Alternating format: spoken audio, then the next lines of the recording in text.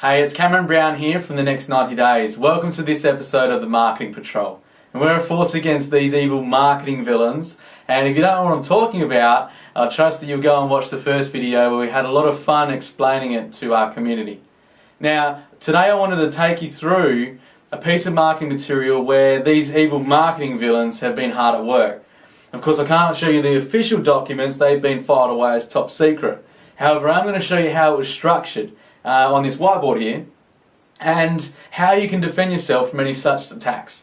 Now, I came home from a shift on Marketing Patrol and went into my letterbox, right? And the only thing that was there was a flyer from a personal trainer. Now, I took one look at it and man, I knew that these marketing villains had gotten into this campaign big time. Now, what had happened, right, on this flyer here, I'm going to give you an example. So it went like this. This was the flyer. He had a huge picture here of, this was of his gym. Alright? There was a logo of his. I won't tell you what it is because again I told you, top secret, the marketing villains will be all over him. So he also had a picture of himself. Nice. There was also this section here was all about what they had at the gym, and what else was there? Oh, it was some services that they offered, so weight loss and various other things. So there was also a picture here, and it was, I can't even tell if it was a logo or whether it was something else. It was a picture though. We'll just go P for picture. There was also here, call for a consultation. And then here was contact details. And that was pretty much the layout. Now, I wanted to show you, and red is for marketing villains, green is for marketing patrol. Marketing villains. Villain. Villain, villain, villain. Yeah, you could keep that maybe. A small villain. And that was alright. We'll do a P there. That's cool. That's some good work by these marketing villains, don't you think? Let me tell you why. A huge picture here, what I'll do actually is I'll show you what should go there instead so that you can understand the big difference, right? So what would go here, let me just grab this. Oh, should have come prepared. So, here, instead of a massive picture of the actual gym, which no one really cares about, to be honest, what they want to know is if you can fix their problem, the problem that they've got. So, the headline, oh, not red. It would be in red. Red is a good colour for a headline. However, just for this example, P for patrol. So, headline. And what you want to do is, in there, have who it's for and also have what their big problem is in the headline.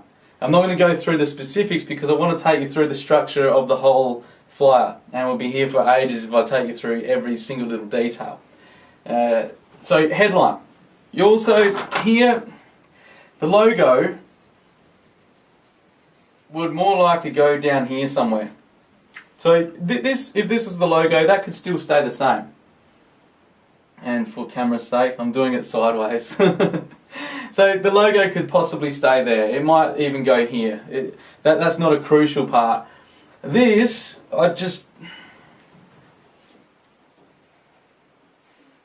nobody cares who you are. I just want to give you that. Nobody cares.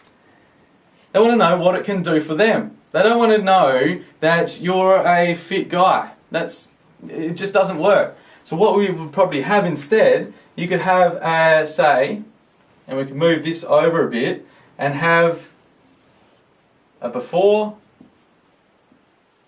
and after. So they can see what results you've actually gotten for someone. You could possibly even have a little testimonial down here. and gives you that social proof that you've actually gotten the results and helped someone else get the results that person who's looking at this is after. Trust that makes sense. Now here, you can still maybe have a couple of services that you offer, but more so you would be asking them questions.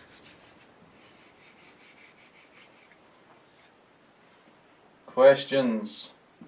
That's a question mark, believe it or not. So questions. You would ask stuff like, have you tried everything under the sun to lose those extra kilos? Have you put on that winter weight over winter and struggling to get rid of it? Questions like that really probe into that pain that they're feeling. Because most of the time it's to lose weight. If it's about confidence, you would ask some questions around their confidence. If they want to look attractive to their partner, it might be something else to do, a question around their partner. So it depends on what kind of market you're going for as to what questions you would ask there. Now, down here, what you want to have after you've done all that, you'd also want to maybe educate a little bit. So if it was around weight loss, you might put in some stats around how the epidemic of obesity is going in Australia or around the world, and put some percentages in there, some accurate percentages I might add. Don't just make stuff up. Down here then, once you've educated them a little bit in there, you would also have, this is what's called a call to action. He's done it okay there, but the marketing villains have just got in there and just disrupted things a little bit. That's not a compelling offer. What he had was a call for a consultation. There's no kind of big offer. There was no free offer that someone would just look at it and go, wow, yep, done. So you want to have something, whether it's, you could make up a free guide or a free CD with some exercises that they could do at home by themselves, so they don't even need you yet. It's just educating them and giving them some value for free. It could be a free session, but then you're trading your time for, trading your time in that session. Whereas if you create something like a free report or a free CD or something like that, then you can replicate that over and over. I trust that makes sense. Then you can still have those details, which we've got the P there. So that then would become a P. And overall, the patrol has done its job. Marketing villains totally gone. So I trust that makes sense. So if you're thinking of doing a flyer for your marketing, now you've got a way in which you can protect yourself against these evil marketing villains. Now, with that, watch the video over and over. There's a few distinctions there. I've gone through a lot in this video, but please post a comment below and let the community know how this has helped. If you've got any other suggestions as well about the flyer, please put them below. Together as a community, we can save these small businesses from these evil marketing villains. So I trust this has been useful, and I'll see you in the next episode of Marketing Patrol.